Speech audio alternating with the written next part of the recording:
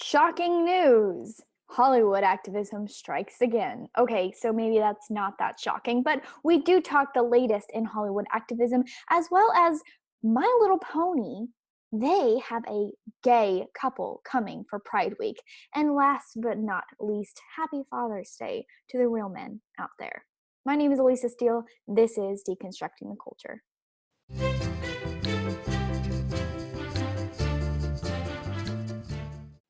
Now, I know you probably don't want to hear the newest news of my life, but heck, it's my podcast, so I'm going to tell you anyways, and then we'll get to the news. Today is my 2-year wedding anniversary with my husband. Truly the greatest decision I've ever made. And I want to make one point really clear. While we are legally married, the legal marriage that we have through the state of Utah doesn't actually matter to me. What matters to me is being married in the eyes of God and that being witnessed by our closest friends and family. And I feel like in today's day and age where the divorce rate is so high, there is no year that you should not celebrate. I know it's probably shocking, but actually it's probably not, because if I know several couples who have gotten divorced after 1 or 2 or 3 years, then you probably do too. So I just want to encourage you today, while I'm celebrating my own wedding anniversary with the love of my life, that if you're celebrating a wedding anniversary this year, and if you're married, you need to celebrate it like it's everything, because it is. And having God in your marriage and a strong foundation and a good community around you and a close relationship with your spouse is so, so important, not just for you in your life, but for the generations around you. Even if you don't have children yet, or maybe you won't ever have children, the generations around you will benefit by seeing a marriage that works through the hard times. So with that said, I also want to say happy Father's Day. Yesterday was Father's Day. So you have a father if you are here. And while I understand that not everyone is close to their father, I think it's important that we recognize this as an important day, because it is recognizing that fathers are important, that having 2 mothers doesn't make the cut, that it is important to have one mother and one father. Now, and I say this as someone who doesn't have the closest relationship with my biological father, my sperm donor, as I occasionally refer to him as. I actually don't have any relationship with him. My mother left him when I was 3 years old, because if you've listened to my other podcasts or read my posts on Instagrams, he lives an unconventional lifestyle, let's put it that way. And so my mom was the 5th wife in a polygamous relationship, and it is a good thing that she left that. And while it's a good thing, and I am glad that my mother did leave my biological father when I was a child, it obviously left psychological scars.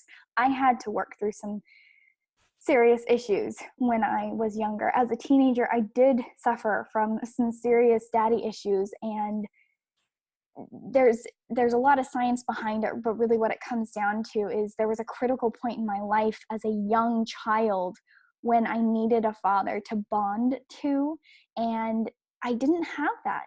Now, thank God, literally, thank Jesus for his divine will, because my mother ended up marrying the most amazing, amazing man whom I call Dad today when I was 8 years old. And so for the rest of my life to this point, I've had that wonderful influence of having a father in my life. But I just want everyone to take a moment to recognize fathers and their critical need in our society. They teach things to both their boys and to their girls that moms simply just cannot teach. God has made them in a very special way and given them a divine purpose and calling, and they're important. And I never want us to undervalue dads, because in a world that is not kind to males, at least in a Western world that is not kind to males, I think it's very critically important for us conservative females specifically to recognize the value that men bring to our lives. Now, with that said, I actually want to go ahead and direct you to, because I get this question a lot. A lot of people ask me about my relationship with my husband and how I met him. So if you want to hear that story, I recorded that in the podcast episode Relationship for Dummies, so go check that out. And then moving back to the fathers subject, this is, do you guys ever see those things on Facebook where people are just like, rules to teach your son? I see these circulating all the time, and I read them just to get kicks because some of them are so dumb. So I recently had another one of these circulating on my Facebook, and I was like, you know what? Let's talk about these because they seem to be pretty popular. So here are rules to teach your son according to the social media of Facebook, the book of the face. No, so we're going to go ahead and go through these. Number 1, never shake a man's hand sitting down. Okay, this seems kind of like a no-brainer. You don't shake anyone's hand sitting down unless you're in a wheelchair and you can't stand up, then there's no shame in that. But just as a general rule, usually you stand up to say hello. It just shows respect to someone, but I don't know that that's like a killer for being a man anyways, and you should teach it to both genders. Let's see. Don't enter a pool by the stairs. This is just dumb. Who wrote this? This is so dumb. I enter the stairs by, or excuse me, I enter the pool by the stairs, and I know a lot of men do, and it doesn't make them any less masculine. This is ridiculous. Number 3, the man at the barbecue grill is the closest thing to a king. False. That is ridiculous. The man who is close to his family, his children, and his God is the closest thing to a great, great guy, which is what they're trying to say with the king here. Number 4, in a negotiation, never make the first offer. That's just common sense. That has nothing to do with gender either. Number 5, request the late checkout. Why? That's dumb. What if you're leaving at 6 a.m.? You're going to request late checkout because this list says it makes you more masculine to request the late checkout? That's just ridiculous. Number 6, when entrusted with a secret, keep it. That's common sense. Number 7, hold your heroes to a higher standard. Or hold yourself to a higher standard. Number 8, return a borrowed car with a full tank of gas. That's just courteous, has nothing to do with gender. Number 9, play with passion or don't play at all. Sometimes you just shouldn't play at all. And also, I don't understand how this makes you more masculine or less. I don't think this actually matters. Depending on what you're playing. Are you playing a video game? You should just choose don't play at all. All right. Number 10, when shaking hands, grip firmly and look them in the eye. Well, if you want to make a good impression, yeah, but I would give this advice to my daughters too. Number 11, don't let a wishbone grow where a backbone should be. This is a cryptic little thing, but sure. Number 12, if you need music on the beach, you're missing the point. Or you just want to have a nice party on the beach. Sometimes the point is different than what you think it is. Number 13, carry 2 handkerchiefs. The one in your back pocket is for you. The one in your breast pocket is for her. Who carries handkerchiefs? I get their point. They're trying to say be a gentleman, but you could have said it differently. No one carries handkerchiefs. And quite frankly, if I was in the dating world and a guy gave me a handkerchief, I'd be like, gross. This has been in your pocket. I know what men keep in their pockets. Snails, nails, random things on the road. I don't know. Yeah, no, I'm not doing the handkerchief thing. Number 14, you marry the girl, you marry her family. Yes and no, unless her family's super toxic. I don't know about this always being the case. I get the general concept, but that's not really the case. Number 15, be like a duck. Remain calm on the surface and paddle like crazy underneath. Sure, whatever. Number 16, experience the serenity of traveling alone. Why? Is that going to make you more manly? Quite frankly, I'd much rather, anyone, quite frankly, I feel like for the most part, would much rather go on a crazy good adventure with someone else. Why does traveling alone make you more masculine? I don't think it does. These are dumb rules, for the most part. Number 17, never be afraid to ask out the best looking girl in the room. I don't know. Sure, I guess. But I'm going to be honest with you. This is going to sound really harsh. Yeah, never mind. I'm not going to say that. That's too harsh. Number 17, Never turn down a breath mint. Sometimes you should. A lot of breath mints have chemicals. Go with the good kind. Also, if someone's offering you a breath mint, maybe you should just brush your teeth. Number 19, a sports coat is worth 1,000 words. Only sometimes. 20, try writing your own eulogy and never stop revising. I get the point of this, but don't actually write your own eulogy because that's just weird. Number 21, thank a veteran, then make it up to him. Sure, that's actually a good one. First really decent rule on here. Number 22, eat lunch with a new kid. Unless the new kid is trouble, then don't. Play it by ear, okay? Number 23, after writing an angry email, read it carefully, then delete it. Actually, this is the second piece of good advice. You should usually, most of the time, not send those angry emails. Number 24, ask your mom to play. She won't let you win. That's dumb. How does this have to do anything to do with masculinity? Rules to teach your son? Ask your mom to play? Play what? And why should she always win? Like, you should try to win too. Also, yeah, this is just dumb. Whatever. Number 25, manners maketh the man. Number 3 rule I actually think matters. Manners actually do matter. They will get you a lot further in life than you would have ever believed. Number 26, give the credit, take the blame. Let's pause right here. This is not smart. Yes, you should give the credit. I agree with the first part. If credit is due to someone else, yes, give the credit to where credit is due. Take the blame? No. Only take the blame if it actually belongs to you. But to just blanket statement say take the blame, this is ridiculous. No, you should not be training your boys to just take the blame when it's not their fault. That's not, no. Number 27, stand up to the bullies, protect those being bullied. Yes, actually, number 4 piece of advice out of 32 that I think is decent.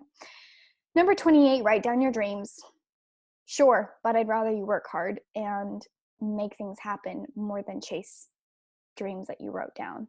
Supporting a family and working hard is more important than dreaming. Today's society has taught us that dreaming big is so important. But if you're daydreaming all the time and not working hard, then what's the point of those dreams? Just saying. Number 29, take time to snuggle your pets. They love you so much and are always happy to see you. This is so dumb. No. Take time to snuggle your pets? This is part of rules to teach your son? This is ridiculous. How about take time to snuggle your children? How about take time to snuggle your wife? What? Take time to snuggle your pets? This is ridiculous. Pets are pets. They are animals. They will love whoever takes care of them. They are animals and they will die probably in the next few years. Taking time to snuggle them? No. There are so many more things that are way more important, and this is what you choose to put on the list. Snuggle your pets. Give me a break. Number 30, be confident and humble at the same time.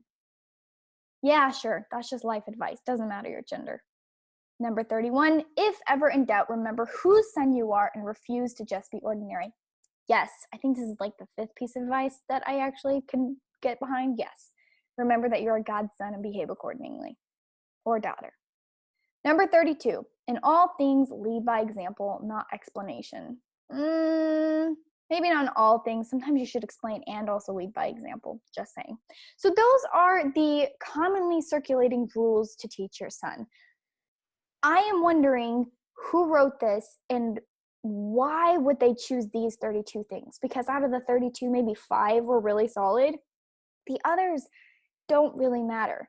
How about put on there, fight for freedom, fight for the spirituality of your wife and your children, fight to stay close to God and read your Bible every day, honor your parents.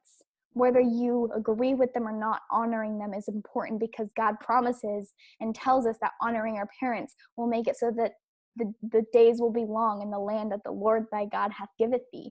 There are so many important, valuable things we need to be teaching our sons, yet this is what circulates on social media as the most critical. Handkerchiefs and snuggling your pets. No, this is pansy. This is what I'm trying to say. Are all these things individually the most horrible things?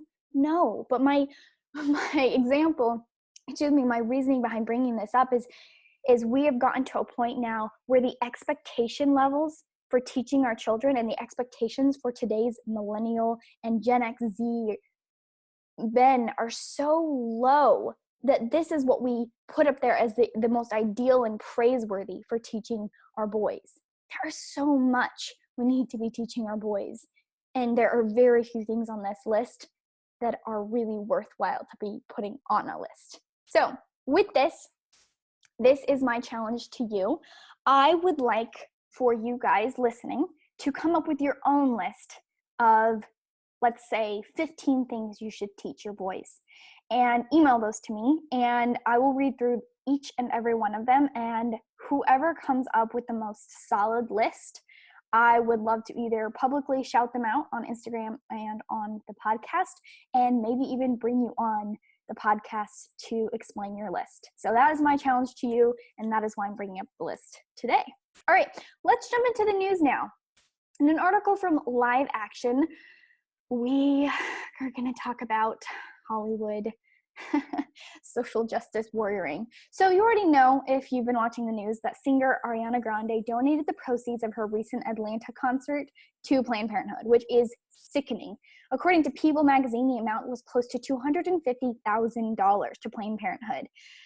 This is disgusting. Not only have we deconstructed a lot of Ariana Grande songs on the podcast because they are pretty much filth and trash, but on top of that, the fact is every time her music is purchased and played and we listen to it and support it maybe on our local radio stations, apparently she is funding Planned Parenthood. She is literally funding the killing of unborn babies. This is disgusting. Well, another singer decided to come out and show her social justice warrioring in support of Planned Parenthood, and that singer is Selena Gomez. So she hasn't obviously been very quiet about her love for abortion, but now she is donning a necklace that directly supports late-term abortion, along with some of the country's most notorious abortionists. So Gomez came out with a gold necklace that says 1973. This is a nod to the year Roe versus Wade was legalized, and it did it by dehumanizing unborn babies, the same way slavery was legalized because we deemed slaves as not human, not fully persons. It's disgusting all around, and it's truly evil. It's disgusting because now we are going to be having girls run around wearing necklaces, wearing a date, 1973. And maybe that doesn't seem like that big of a deal, but it's the equivalent of, because it is supporting and shouting out, I support this. It's the equivalent of someone wearing a necklace that said Nazis or some white supremacist or anti-Jewish slang. It's disgusting. It's supporting the mass murder of a class of human beings that you decide aren't human beings anymore. So here's my challenge to you. This is completely not paid. I just am very passionate about this cause I'm going to tell you about. I would like to celebrate 1972, the last year before abortion was legalized via Roe versus Wade, and a year that is worth celebrating because that was celebrating a culture of life. And that's exactly the company I'm telling you about, is Culture of Life. And if you're watching me on YouTube, you can see I'm holding up this beautiful gold, white, and black makeup bag by Culture of Life, and it says 1972. Amazing. And for the men, we have these fabulous tortoiseshell sunglasses that say Culture of Life 1972. They also have hats, beautiful clothes. They have all kinds of options for those of you who are passionate for the cause of life. So if you're sickened by what Selena Gomez is doing in pushing her necklace that says 1973, then go out and buy Culture of Life merchandise, and 10% of the proceeds go towards pro-life organizations. So there you go. That's just an organization I'm crazy passionate about. I'm doing some things with them at Abby Johnson's pro-life women's conference later this month, and they're going to have a fashion show. I'll be part of that. And I just want to tell you that if you're a woman, if you're a man, if you're passionate for the pro-life cause, then look into this. They make fabulous gifts to yourself, and just go wear clothing that represents the culture of life. All right, now let's talk about a news story that both saddens me but also leaves me confused. In Georgia, currently, authorities are searching for a mother of a baby found alive and wrapped in a plastic bag in the woods at night. So essentially, the man who found the baby, this is an article from Fox News, the man who found the baby is the local homeowner, Alan Ragdes. I hope I said his last name right. He thought that the baby couldn't have been more than a few hours old and maybe was even younger. He said that he and his daughters were unloading bags from their car at 10 p.m. after coming home from a trip when they found, they heard something in the woods. They thought it was an animal, but it wasn't. It was a human baby wrapped in a bag, which is so tragic. He says, "We went down, pulled it up, and there was a poor baby wrapped in a plastic bag. We called 911. She was alive. She was crying, so we figured that was a good sign." He credited his daughters with saving the little girl and acknowledged that it could have been worse. He also, okay, so skipping the rest of that story, this is my point in bringing this up. This baby was only a couple of hours old. According to the left, babies are only babies if they're wanted. So is this baby truly a baby? And is this really a crime? Should the police really be prosecuting and trying to find this woman and prosecuting her for leaving her her just born child in the woods?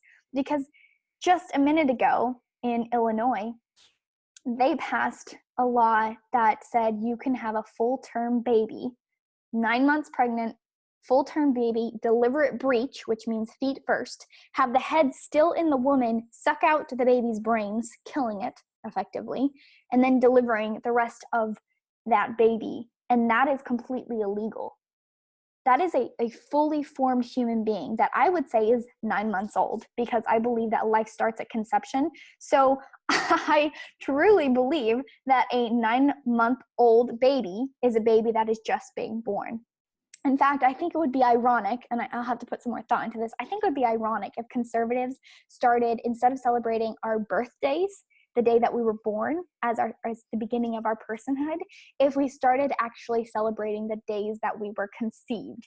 If we just date back 9 months to when we were born and call that our conception day, and we start celebrating our conception day as well as our birthday, because technically I'm not 23. I'm like 23 and 9 months old, because my existence started when my new DNA was formed, when I was conceived at conception in my mother's womb. So that's just something I'm throwing out there, is why would this all be all over the news? This story is so horrendous. This baby left in the woods in a paper bag by leftist outlets, if they're also praising a woman's right to choose to kill her child when it's already more than halfway born. It's 9 months along. She's 9 months along. That baby's coming out. It's already mostly out. You kill it and then fully deliver it. That is evil, yet that's happening in Illinois. So what is it? A baby is a baby when it's born, or a baby is a baby only when it's wanted? I would say a baby's a baby from the very beginning, but I'm just saying leftist ideology does not match up. All right, before I continue on, please take a moment to subscribe on YouTube, subscribe on iTunes, or wherever you are listening to this podcast. Leave a 5-star review, and please share it with a friend, because as you know from watching just recently in the news, Live Action is one of the largest pro-life organizations, completely kicked off of Twitter. Steven Crowder is fighting some serious issues with YouTube. The world we live in today, in social media specifically, but all over the internet, does not reward conservatives. And because of that, it is largely because of you that I'm able to do what I'm doing today, that I'm able to every week put out this podcast, that I'm able to every day post on Instagram and share things with you guys, which are an incredible and amazing tribe. So please, if you love listening to this podcast, share it with a friend, share it on social media, because it is largely because of you that I'm able, it's not even largely, it's 100% because of you that I'm able to be here. So please show some support, leave a review, subscribe, and share with a friend. All right, now this week's book is Righteous Indignation, While I Save the World by Andrew Breitbart. A little description on that is, in Righteous Indignation, Breitbart talks about how one needs to deal with the liberal news world head on. Along the way, he details his early years working with Matt Drudge, the Huffington Post, and how Breitbart developed his unique style of launching key websites to help get the word out to conservatives all over. I was not very familiar with Andrew Breitbart. The only thing I knew about him is that he was the man behind Breitbart News and that he was Ben Shapiro's mentor. It's so interesting listening. I'm actually listening to the book, and it's so interesting listening to it because I can hear right and left in his voice so much of Shapiro, which I should say Shapiro has so much of Andrew in him. You can just tell that there's definitely that mentorship there. Andrew was such a brilliant thinker. I have loved listening to this book. It was truly inspiring and helped me even have a firmer and stronger grasp on why our media is the way it is today and how that developed, and also how the conservative media has tried to fight back against that and then has come to where we are today. So really interesting read if you're really interested in hearing more about our media and how it became and is the corrupt media it is today and how people have worked around that. I really recommend this book. It's very entertaining, and I really enjoyed learning more about Andrew Breitbart through his work. It's just a shame that he died when he did in 2012 of a heart attack, because it would have been a real honor to meet and get to know this brilliant mind. All right, now for our movie/TV show, oh my goodness, My Little Pony. My Little Pony. Just kidding. I've actually never watched this movie. I've seen it from time to time on TV when I think of like babysat for some people when I was like a young person, when I was still a young person, when I was a teenager. I think I saw it on some people's houses, but I've never watched a full episode of My Little Pony, and my children never will if it's still around when I have children, because this week, the week of the 16th, so sometime this week, My Little Pony Friendship is Magic on Discovery Family Channel will introduce a new lesbian couple of ponies.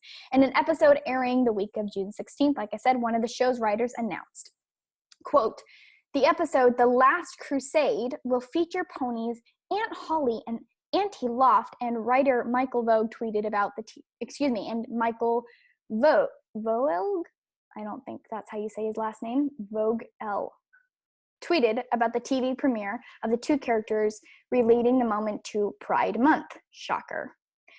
Daily Wire's Paul Boyes points out in an interview with BuzzFeed, Vogue, who is gay, stated that diversity and representation are his top concerns in writing children's TV shows. Pause right there. Why do children need to know about your sexuality? We can accept people as children and as an adult, and quite frankly, children are some of the most accepting human beings on the face of this planet. But we don't need to be talking to children even about heterosexual sexual relationships, much less homosexual. Why do we need to indoctrinate our children with sexual preferences? I don't even want my 6-year-old children knowing much about straight sex. Let's just put it that way. Why the heck would we want to confuse them and bring in these topics of homosexual couples at such a young age? At any age. This is gross. It is truly indoctrination. And you know what? It's not enough. Even a lot of people talk about school systems. We need to, first of all, infiltrate our school systems or homeschool, but we also need to be very careful about what's going on and being shown through our home, because the leftist movement can invade your home very easily just through your screen portals, your TVs and your phones and your tablets. They have a way in, so you have to be vigilant. That's my main reason for bringing this up. And so the writer of the show, he writes here, "Diversity and representation are important for kids for so many reasons, and it is my first priority on everything I work on." This is the director, Vogue, told BuzzFeed. "My Little Pony has always been about friendship and accepting people, or ponies, that are different from you, so it just felt like something important to do." Gosh. Yeah, no. I mean, I'm coming to the point where I'm just like, I don't think my kids will watch anything except like super old school Looney Tunes, okay? I don't even know. But this is disgusting, and it is coming more and more and more into our children's TV programs, which is just sad. We're going to go ahead and skip questions because I spent a little bit too much time on other stuff, and end with good in the world. So this is from Fox News, and this makes me so happy. I just want to say right here before we dive in, God bless Texas. If it weren't for the fact that my number one favorite state is Utah, and then probably Idaho, Texas makes a really strong number 3 for favorite states in the United States. Texas is freaking awesome. Now, obviously, it's kind of in a crisis being overrun by the liberals coming from California, but there's still good old Texas in there, and I love what this Texas community is doing, and it does show the good in the world. So, a Texas border city with a population of about 2,200, so rather small, has declared itself, get this, a sanctuary city for the unborn and has banned abortion. This is freaking amazing. Like, what the heck? I'm going to start declaring everything a sanctuary city for the unborn. My home is a sanctuary place for the unborn. And how amazing if we could just go county by county, city by city, town by town, of the good grassroots, wonderful red, white, and blue citizens of America standing up against abortion and declaring their towns sanctuary cities for the unborn. So in Waskom, I don't know, Waskom, Waskom, I don't know, Texas, I spent too long trying to pronounce that, which borders Louisiana 20 miles west of Shreveport, claims to be the first city in the nation to become a sanctuary city for the unborn by way of a resolution and ordinance unanimously passed by 5 members of the city council Tuesday night. The ordinance makes organizations that perform abortions or assist in obtaining them criminal organizations such as Planned Parenthood and Pro-Choice Texas and so on. It was modeled after the city of Roswell, New Mexico's resolution declaring it a sanctuary city for the unborn, but the Texas ordinance goes even further because it bans abortions within the city limits. Mark Lee Dixon, he's the director of the Right for Life in Texas, presented the idea to the city council, frustrated that the elected officials in Austin weren't passing any meaningful legislation that protects unborn life. God bless you, Mark. Seriously, because Austin, as far as I know, is a super liberal place, and I don't think they were going to pass anything anytime soon. So thank God for you and for you taking this initiative. This is a brilliant idea. He says, quote, "This is why we had to take things into our own hands and take it to the grassroots level." Amen. That's absolutely right. Due to the recent pro-life legislation in Louisiana being so strong and due to the risk of an abortion clinic one day moving to Waxom, I don't know how to say their town, Texas, we decided to do something to protect the city, which was passing an ordinance outlawing abortion here in their town, Waxom, Texas. Dixon added that in the past, an abortion clinic was looking to move there, which would have served a 200-mile radius, making it an abortion destination. Way to go. Way to go, Mark Lee Dixon. I am proud of you. This is amazing. In the city known as the Gateway of Texas, Dixon said city officials would not make it a destination for abortion, but instead focus on the Bible verse, Amos 5:15, which says, "Hate evil and love good and establish justice at the gate." And that is exactly what they did. God bless you, Texas. God bless America.